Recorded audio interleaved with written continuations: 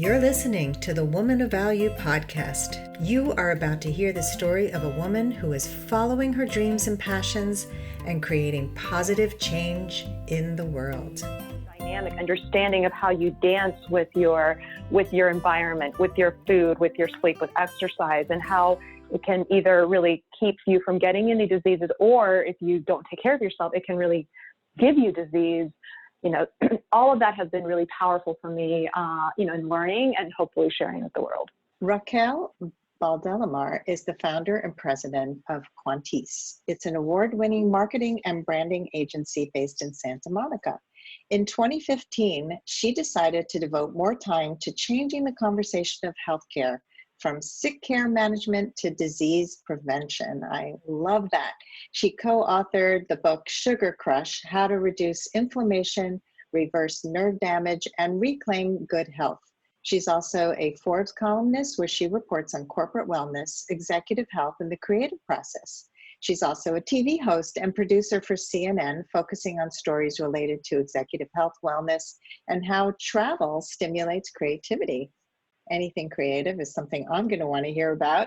And her goal is to share with audiences compelling stories that educate people on how pausing can lead to a more meaningful kind of productivity, creativity, and wellness. Welcome to the show, Raquel. Thank you, Sandy, for having me here. What does woman of value mean to you? A woman of value to me means just bringing the best version of yourself out into the world. It is, to me, it's being able to fulfill your potential in all ways, in emotional, intellectual, spiritual, physical. And I think to me, is basically giving, we have a very short period of time in this world, and how do we just make the most value? How do we make sure we are giving the most to others and to ourselves and to our families and to our loved ones? And I try to think about that every single day. So that's what it means to me. Oh, I love that.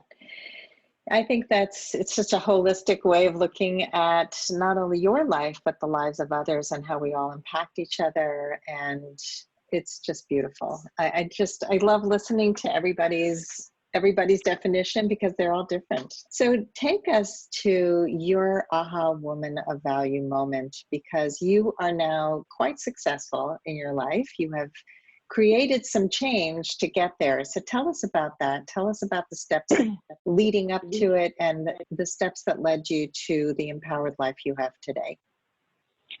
So I started Quaintise about 16 years ago. I was working for an investment bank in New York for JP Morgan, and I was just realizing, Sandy, that I wasn't using my own creative skills. I was, working this very, high-powered, stressful job as a financial analyst for JP Morgan, private bank, and I was on this corporate track to just live that life of a banker, which on a material level was successful, but I was already seeing a lot of stress. I was seeing how it was affecting me. And I was realizing, on many levels, it's just, I wasn't fulfilling my value, my full value especially, I felt like I was just chasing material wealth, and I wasn't really feeling like I was using my creative sort of energy. And that's when I realized I wanted to work in a more creative field, and that's what led me to start Quaintise, quit JP Morgan, and move back to Texas to start Quaintise and start a marketing and branding agency. And I hired just some creative directors, some graphic designers, and that led me to start this company. And then our first contract was a contract in Phoenix, and that, through my work and building, client accounts, I realized that, that a whole healthcare system was kind of an underserved market in terms of marketing and branding and communications.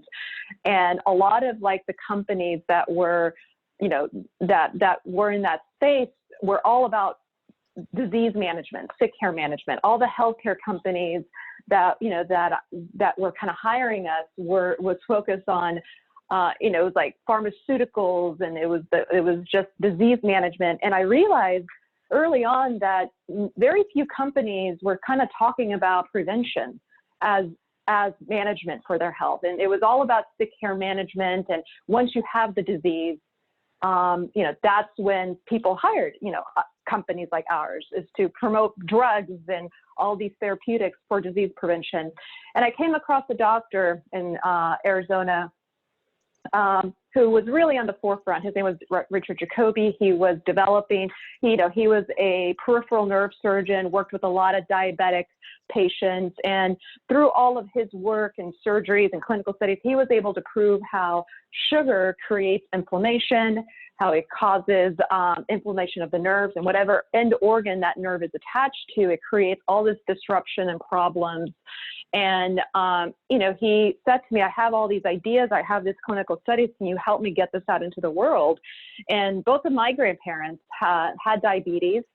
And it made me, back in like the 1950s, they were, managing their diabetes through prevention. And it kind of made me realize that by taking your health into your own hands and working to manage your health through, exercise, through weight management, through eating right, like you can really prevent a multiple of diseases. And that's kind of what made me realize, like, I needed to shift my mission for myself, for my company, and trying to work with brands and companies that really were focused, their mission was focused on prevention rather than disease management. So that led me to co-author this book, Sugar Crush, in 2015. I think we started it around 2012, and it got published in 2015. And we had, it was really wonderful because it was about prevention. And it made me realize, that we're going to spend your time, people are going to spend time and money on their health. And that it's like, at what point in your life are you going to do it? Are you going to do it early in your life when you don't have disease, through exercise, through eating right, through getting sleep, through managing your stress levels? Or are you going to spend it at the end of your life when you have all this disease, or even in the middle of your life when you have disease and you haven't been taking care of yourself? So that's kind of when I changed my focus to really, my personal life, my business life, how I incorporate, like, how can I focus on prevention rather than disease management, and how can I work with companies and people who really are focused on that mission? I love that. And and it's amazing that, looking back at your own personal story of your own family history, knowing what could have been the outcome instead of just following up diabetes with lots of medications and chasing this illness, which is a really insidious one, just to know what we can do with prevention. And it really speaks to my heart. My whole journey into alternative ways to treat ourselves and to be healthier started really when my son, who's now 29, was born. At 4 months, I was told that he needed tubes in his ears. He was getting a lot of ear infections. So they were like, yeah, we're going to have surgery and fix this. And something told me that was not the answer. And so I started seeking other ways to prevent his ear infections. And it got me into this whole area of study of prevention, inflammation, inflammatory agents, like what was causing, nobody asked those questions. What's causing those ear infections? Because what I also found out was that a lot of times kids are getting these tubes put in and they lose hearing over time. They get scarring. And it turns out, so I went through homeopathy and alternative medicine and took him to a chiropractor to get him aligned. I nursed him for a long time and kept him off dairy, and a whole lot of different things that worked. And I ended up not only healing him, but I also switched pediatricians and found somebody who supported me. And she started stocking some herbs in her practice. And she said to me, you really understand the human body, like you have a way of understanding. And the good news is, not only was my son's hearing okay, he's a musician today, and he would not have found, really? Right? Yeah. Wow. And who knew at 4 months that this kid would have an incredible ear for music. He's taught himself like 20 instruments and has almost perfect pitch, and of course, didn't know that then, but I have been such an advocate for prevention my whole life, really. I Eating love, and healthfully. do you have any medical background? Are you a doctor, nurse, No. or do you have any training in medicine? And I think that's what I love. And that to me is part of why I also founded Quaintise, is to, as a consumer, I was really curious about my health, and I was really curious about what, can I do to make sure I maintain good health in my entire life. And I don't have a medical background, and it made me realize that a lot of people like you and I who care about these things, where we have, different triggers that make us like, say, whether it's, diabetes in my family, or whether it's like your son, like we are looking into the world and internet and through reading. I mean, that's, there's so many people who are that way, who are, don't have this sort of medical trained background, but we want to make the best choices for ourselves and our families. So I think that's a big, for me, was a big passion to try to, how can I help through my non-medical, understanding. I mean, enough to, know I'm intelligent, and know I, read, like, how can I make the best, most informed choices to help me? And it just made me realize that, health is just like your most important, like it's the most important wealth you have. It doesn't matter, I mean, if you don't have your health, you don't have, I think it's just, you're at such a disadvantage if you don't have it. And how can you try to make sure you start off, where you don't get sick, even if you have all these sort of, these environmental factors or genetic factors. And, they're in the book, we have like this, we write about how that your genes load the gun, but your environment pulls the trigger. And in terms of like, it's, you can have all these like gene predispositions, whether it's like my diabetes or your son's, ear, but then how you use your environment, like your health, what you put into your body, your sleep, that can trigger, I mean, that's what really can make or break, and change the course of, your health. And understanding that dynamic, understanding of how you dance with your environment, with your food, with your sleep, with exercise, and how it can either really keep you from getting any diseases, or if you don't take care of yourself, it can really give you disease. All of that has been really powerful for me, in learning and hopefully sharing with the world. Yeah, I love these quotes. I'm taking note here. Health is the most important wealth we have. That's a great one. And your genes load the gun, your environment pulls the trigger. I think, we're in the midst of coronavirus as we tape this. And I have seen so many people falling apart during coronavirus because they're not taking care of themselves. They're eating poorly. They don't have the gym, so they're not exercising at all. And my son and I take walks every day, and we eat really healthy in my house. And I do believe that we have control over our destiny to a large extent, not everything, right? But we can change the future of the genetics, and I come from a family of high blood pressure, of, some mental illness, of a whole bunch of fun things. And I think that when we, take the time to really look at our own body and really tune in, I think that's part of the issue, is that when we give the power over to other people to figure out what's wrong with us and then tell us what we need to do, we're not really fully in control of what we can do, right? So yeah, I mean, I think there's so much we can do to change, not to just blindly follow what people say. That's really my main goal here.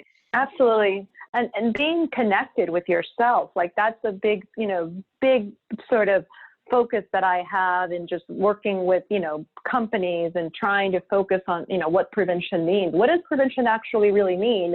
At the foundational level, Sandy, to me, it means like being connected with all these different sides of yourself, and being in balance, and how to create balance when there is imbalance.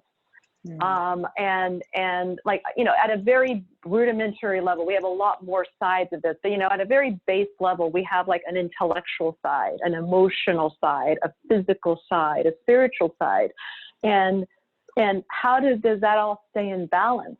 with each other, and that's where taking your own health and seeing, rather than telling, listening just to what a doctor says you should do, is like, okay, listen to that, but then what does it feel like inside of you when you do this? When you have, whether it's like, let's say that pint of ice cream, it might feel good initially, but then afterwards, maybe you have like your blood sugar is up and you can't sleep, or it gives you, makes your heart kind of race, or you gain weight for that, and what all the implications of that. So it's like, again, like finding really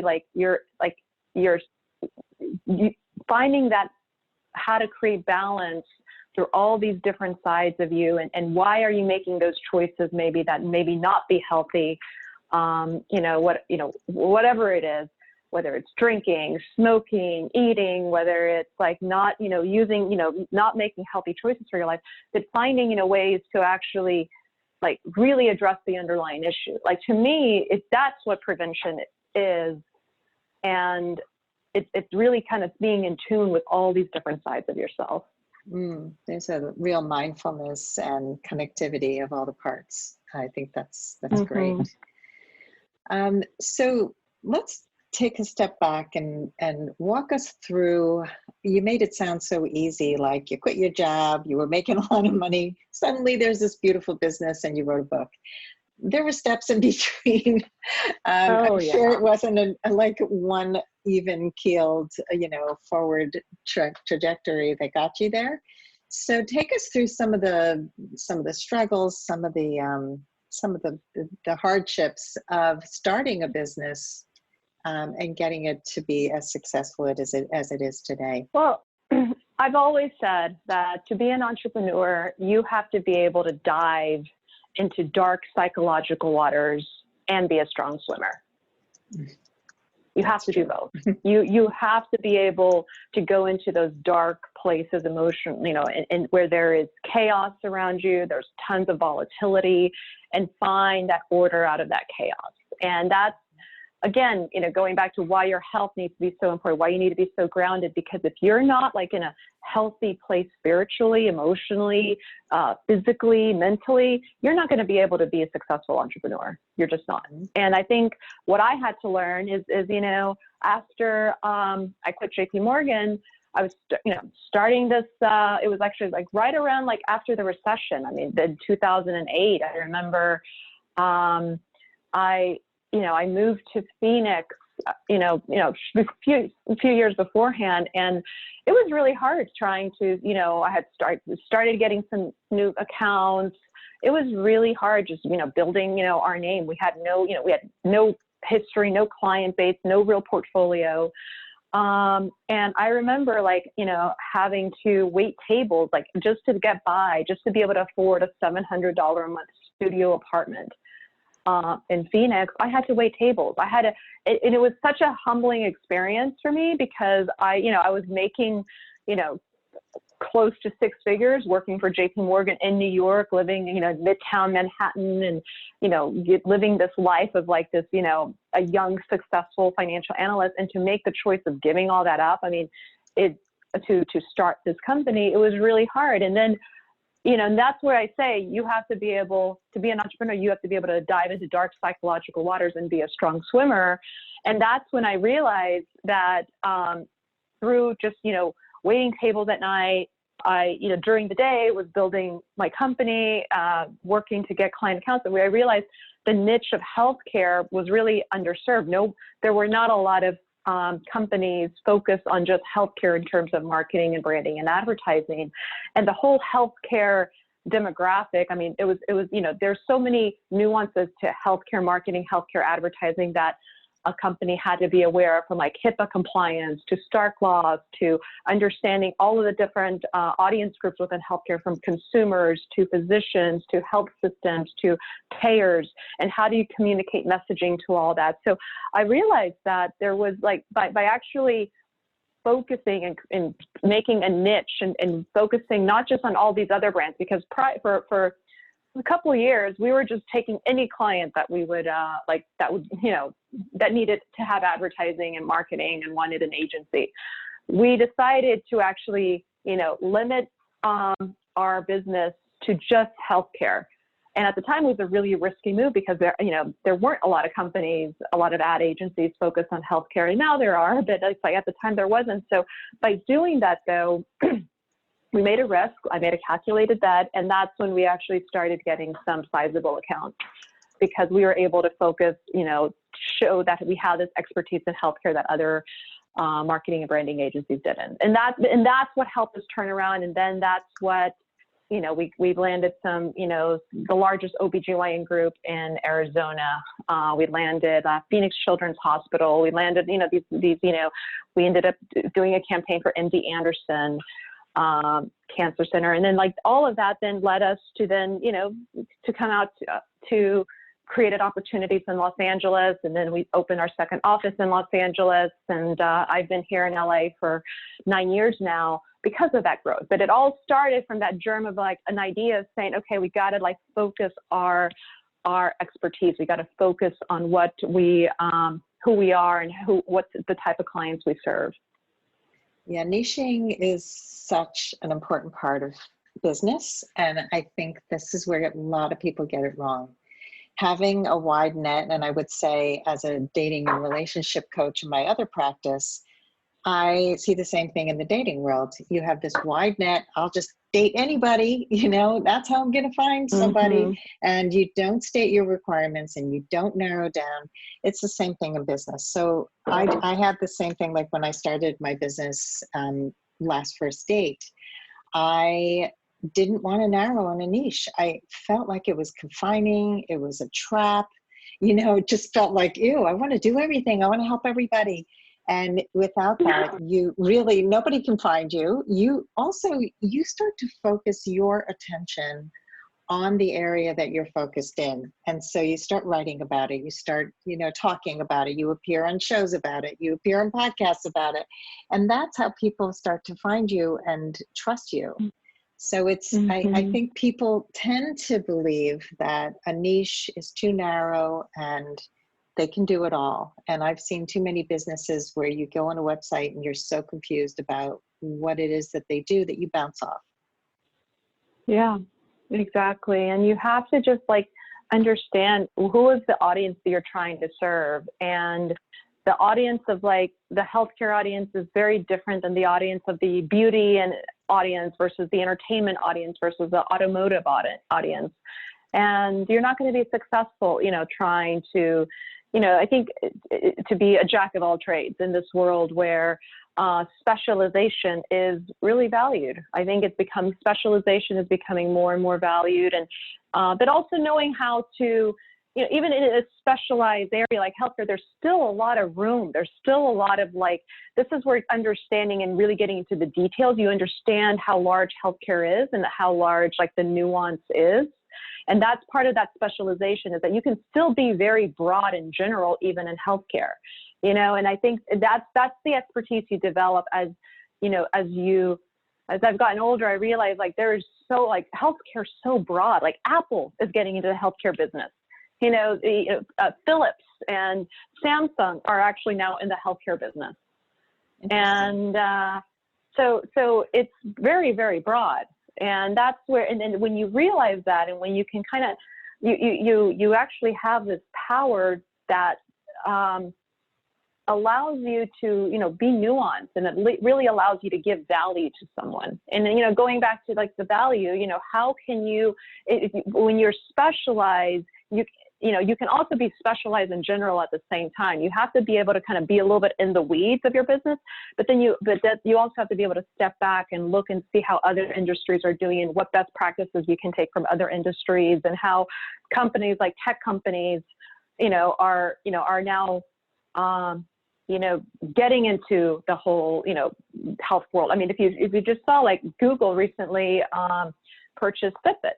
There's a reason that Google purchased, they're interested in all the data that people have on their sleep trackers, their running, how many miles they walk, their health. I mean, Fitbit, wasn't just some company, they really wanted to get the data of your health. I mean, that's where they say they're in the health business, and Google, it's a tech company, purchased Fitbit for that reason. So when you can also realize just the landscape, look at the chessboard through your filter of whatever it is, whether it's like the dating, the dating world, or whether it's the health world, or whether it's beauty or entertainment. You are really, you have some really powerful insights to make some very strategic recommendations that can help your clients, whether it's like a person or, person looking for love, or whether it's a business they're trying to get into a new market, or whether they're trying to build equity, build market share. Having, I think, that perspective of those like specialization and both specialization and being a generalist is really important. Mm-hmm. So important. Yeah, and my specialty is really about boundaries and communication skills. That's where I love helping people the most, and especially women. And so, narrowing it down and being able to say no to certain clients and certain opportunities because it's going to take you away from what's really important.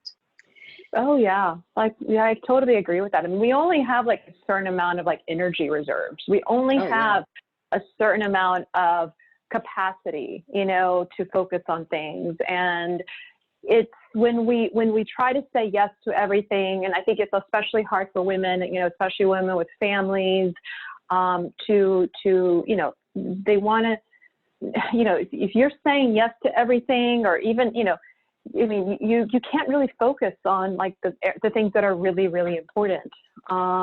So I think that's so important. I mean, knowing where to focus your energies on has been something that I really try to make a priority of, because you can't be good at everything. You have to, you can only be good at a, handful of things.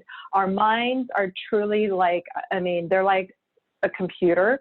I mean, I like to say, like, sometimes when I go running, I do like a defrag of my brain. It's kind of like, I kind of wipe my brain out, when I work out. It is kind of like a defrag. And because our brains can get overloaded, and we cannot focus on a lot of things. We can only focus on, a handful of small things. And if you can be careful, if you're strategic, and if you are, really like understanding of what you're focused on, you can then do great things in your life. If you know where to focus on and really execute on that, and you don't allow all these other distractions to get in your way. So true. And knowing your yeses and your nos is a big part of this. I agree. So let's talk about your vision for the future. What is your vision for your future, for the future of your business? What do you see? Well, I'm working on my next book. It's a memoir of my life growing up in Bolivia, and just the, living in, living in what was like at the time, I was a very elite family in Bolivia. And then my father got involved with the Bolivian drug cartel. And because of that, my American mother, fled Bolivia because, our lives were at risk. I was almost kidnapped, and that transformation of like living kind of like in this elite family in Bolivia with like bodyguards and maids and chauffeurs, to literally growing up in food stamps in the U.S. and basically making my own American dream, out of like having nothing when we came to the United States. But I had, I was an American citizen, and I, through work and education, I was able to build a company, 2 companies, and I'm, living in Santa Monica now. So I like to say I'm a little, I'm half Inca. I was born in this little town called Cochabamba. I like to say that I am a little Inca girl from Cochabamba, Bolivia, now in Santa Monica, living the American dream. So I'm a great story. I'm working on that book, and I think I would like to share, that, I mean, as a writer, my last book was much more about health, and, that's very important to me, but it was also, it's not as personal, and this is going to be much more personal. So I would like to share, just my story and my experiences, and just my life, share that in my next book. So I'm working on that now, after. And, I'm continuing to build Quaintise. We've been blessed to now be in business for 16 years. We have some wonderful clients. We're, doing I love being surrounded by creative people. Los Angeles has like such an incredible amount of creative talent of people who are just so talented and, blessed that I can be working with them. And we also, I have last year, me and two other partners founded a nutraceuticals line on Amazon called HPDRX, which is focused on nutritional supplements, nutraceuticals for people, who are interested in building their immunity, building their cervical health. It's focused on sexual health. So we have this whole line that's, that's doing really well on Amazon. So that's, it's nice to see us now, rather than just working with clients and just helping them build their brand, actually owning a brand and owning products, and then using all of our marketing, advertising, branding, packaging, design skills to actually build our own brand. So that's where I would say my business focus will be over the next year, is actually owning products, rather than just working with clients and helping them build their own products. Cool. You are a busy lady doing awesome things. That's really cool. And you have a great vision for what leads to success. And I think that's wonderful. So let's go into the lightning round, where I'm going to ask you a few rapid fire questions, and then we're going to wrap. Are you ready? Okay. Yeah. All right. I used to think I wasn't blank enough. Smart enough. I'm going to try not to ask too many questions following up the questions. Supposed to be rapid fire, but I always get curious. What was the number one thing holding you back from becoming a woman of value? My own confidence. So many people can relate to that. What's the best advice that you can give to a woman who wants to become more empowered? That at the end of the day, no matter what your achievements are, no matter what your accomplishments are, there's nothing there if you don't have any love. Love, love is, your health and and having some form of love in your life is really the most important. I agree with you there. That's how I became a dating coach. What advice would you give to your younger self? Don't listen to other people. Listen to yourself. Follow your heart. Listen to really yourself. Good advice. I am going to add one that I love that Brene Brown uses on her podcast, and that is, what's something about you that people get wrong? They think I'm indifferent. And going back to the boundaries, is that I have had to work very hard at creating boundaries, and they think that sometimes like I might be indifferent to something that they do or want me to do. And for me, it's just about I'm very, very careful in the projects I choose, the people that I surround myself with, and in what I choose to focus on. And it's not indifference, it's a conscious choice. Yeah, I personally respect that a lot. And finally, how would you like to be remembered? As a woman that impacted a lot of people's lives in some way. I love it when people, send me a message on Instagram. They might say, I've gotten, several of these direct messages where people say, I read your quote in this magazine article, and I'm reading the book you told me to read, or I'm doing what you said I should do. And I want you to know that it really means a lot to me. And thank you. And that really just makes my heart melt to know that, all of my struggles and my work and my experience, I'm sharing it with people, and I'm touching them in some way. That really makes me feel wonderful, and I hope I can continue to do more of that. Well, thank you so much, Raquel. You have inspired me today. I love your enthusiasm, your spirit. Yeah, you're just, you've accomplished some great things in your life, and I can feel how excited you are to share more with the world and really create change, and I really respect that. Thank you, Sandy. I really appreciate it. And if anyone wants to find me on Instagram, my handle is R.Baldelomar.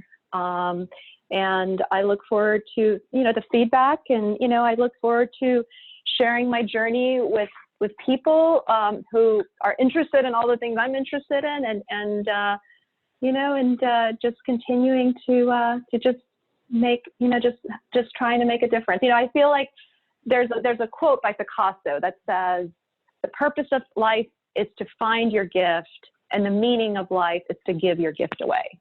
I think we all are in our, in our own way, or, every person is trying to find their purpose in life, but then by giving your gift away, that's a beautiful thing. And, you're not trying to sell it. You're not making money. You're literally giving your gift away. And that brings so much joy and fulfillment. Yeah, Picasso is one of my favorite artists because he really explored his creative edges so much. Mm-hmm. And it really speaks to me. I'm also an artist, by the way, and creativity is a big part of my soul. So you speak my language anyway. Wonderful. So thank you again. If you would like to step more fully into your value, grab a free copy of The Ultimate Guide to Becoming a Woman of Value on my website, thewomanofvalue.com. Just click the link at the top of the homepage. And if you haven't already done so, be sure to click the subscribe button in your listening app.